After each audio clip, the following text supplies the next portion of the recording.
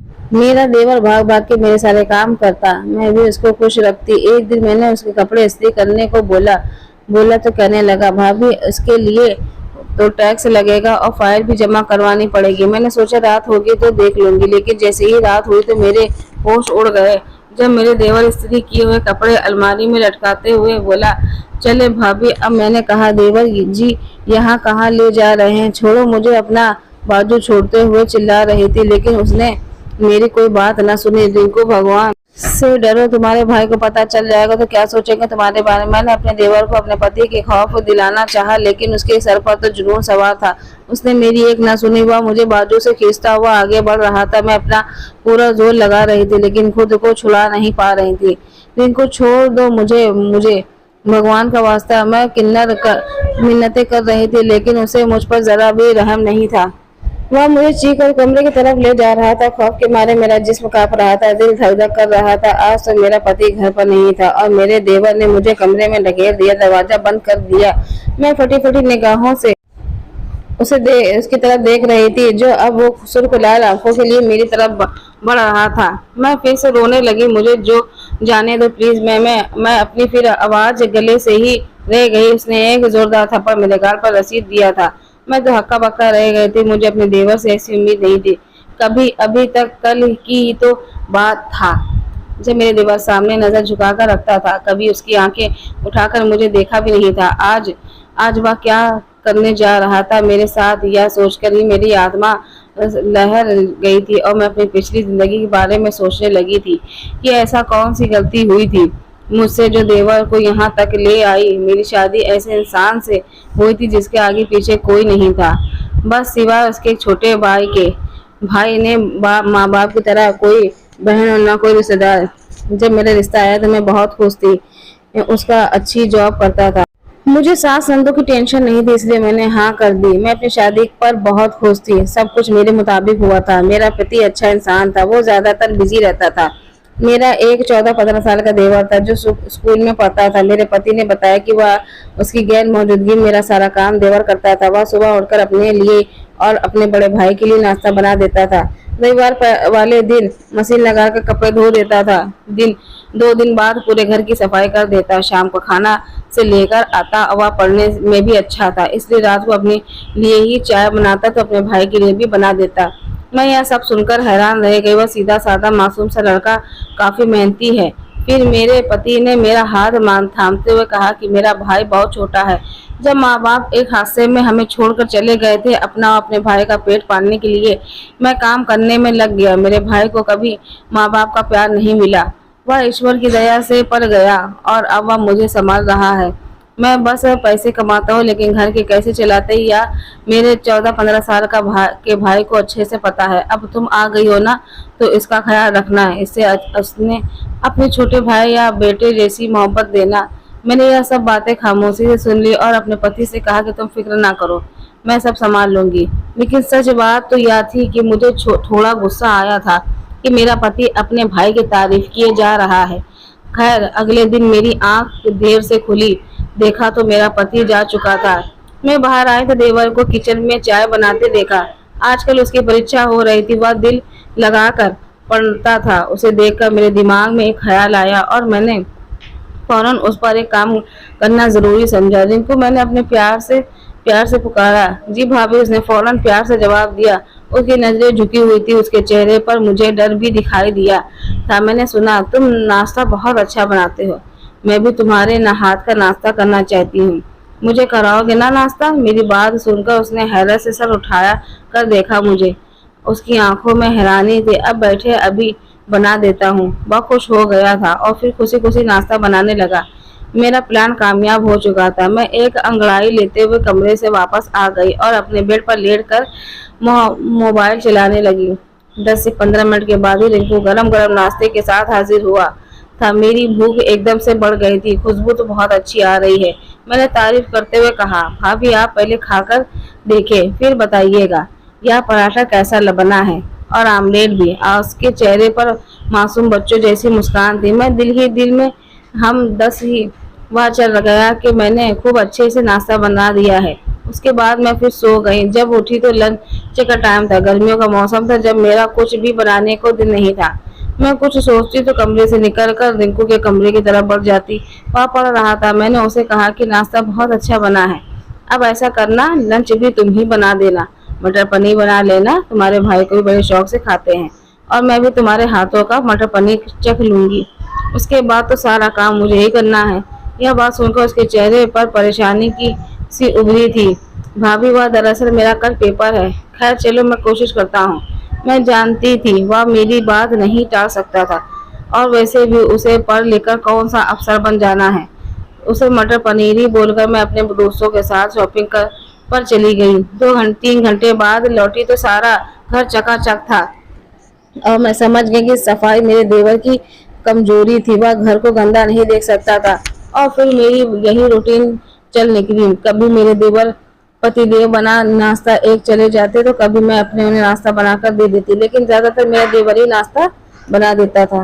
उसके मैट्रिक के पेपर हो गए थे। जब वह फ्री होता तो सारा काम भी वही करता, क्योंकि मैं नाश्ते के बाद फौरन सो जाती और उठकर अपने कमरे की सफाई कर लेती। शाम का खाना भी देवर बनाता था, और पति देव के आने पर मैं रोटी बना लेती, चाय भी, जिससे मेरे पति को लगता था सारा काम मैं करती हूँ। हफ्ते बाद कपड़े मेरा देवर धो देता, वह खामोशी सारे काम कर लेता था। मेरा देवर अब कॉलेज जाने लगा था, उसका कद काठ अब लंबा हो गया था, लेकिन अब भी मैं उससे काम करवाती थी, उसे कहने की जरूरत ना पड़ती थी।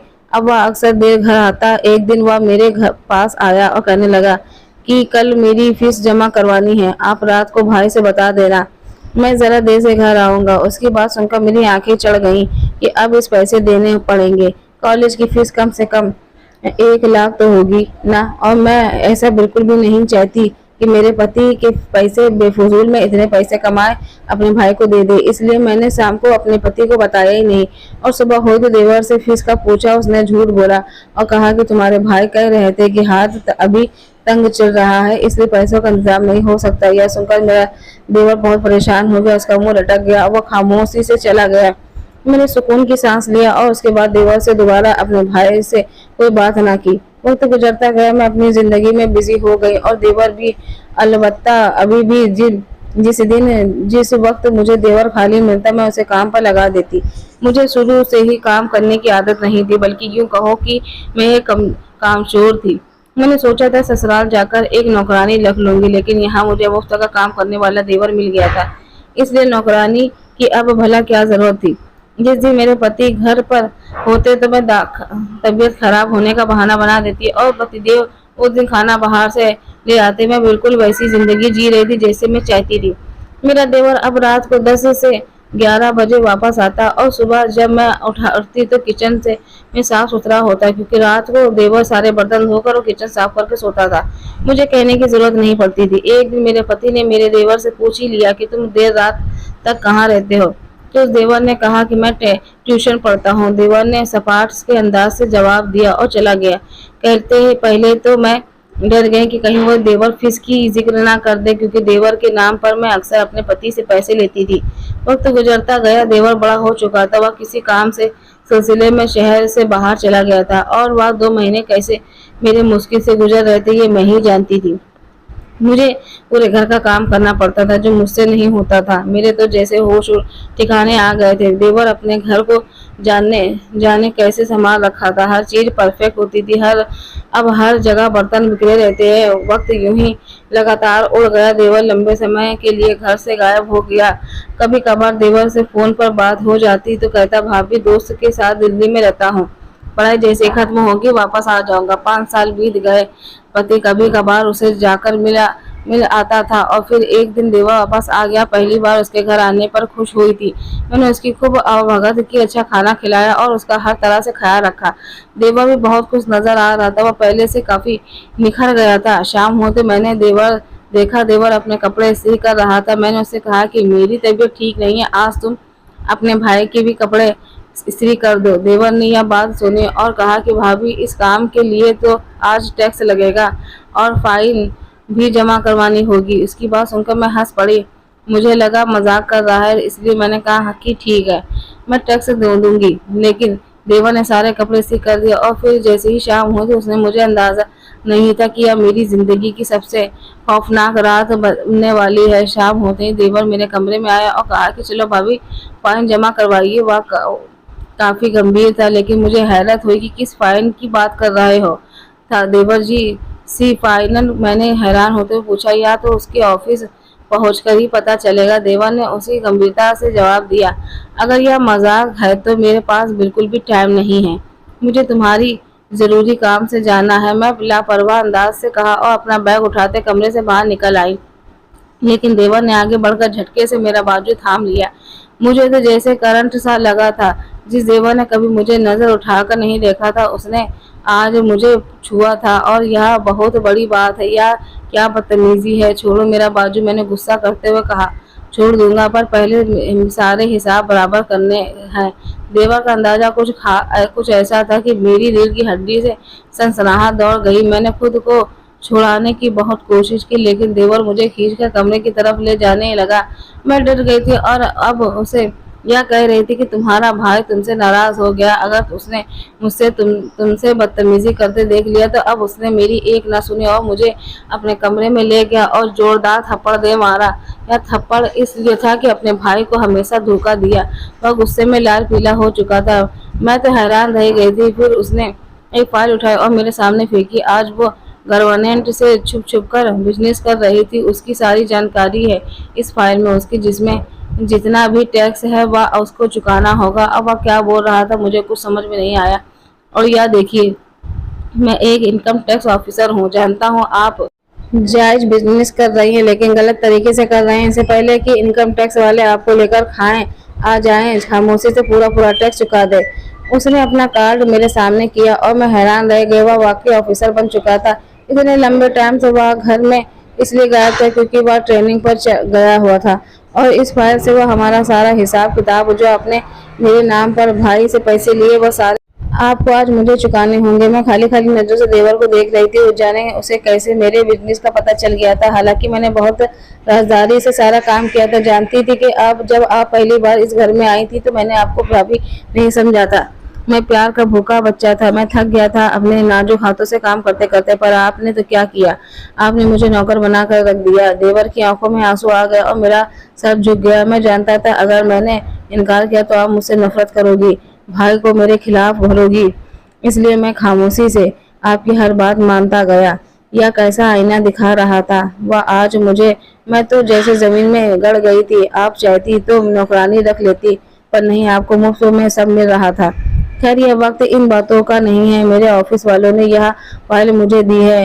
वह आपको गिरफ्तार करना चाहते हैं। मैंने उनसे मिन्नतें की कि मैं आपको मना करूंगा, क्योंकि मैं नहीं चाहता कि आपकी वजह से मेरे भाई की बदनामी हो। और यह सुनते ही मैं फूट फूट कर रो दी।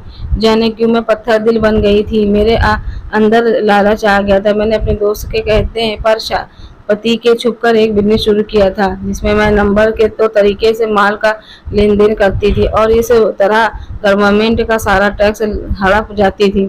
लेकिन जानती थी यह गलत काम था, पर लालच ने मुझे अंधा कर दिया था। अब वक्त आ गया था मैं पूरा टैक्स चुका दूं और अपने देवर से मैं माफ़ी मांग लेती और सारे पैसे उसे दे देती। मैंने ऐसे ही किया। सारा हड़प किया हुआ टैक्स का पैसा इनकम टैक्स वालों को दे दिया।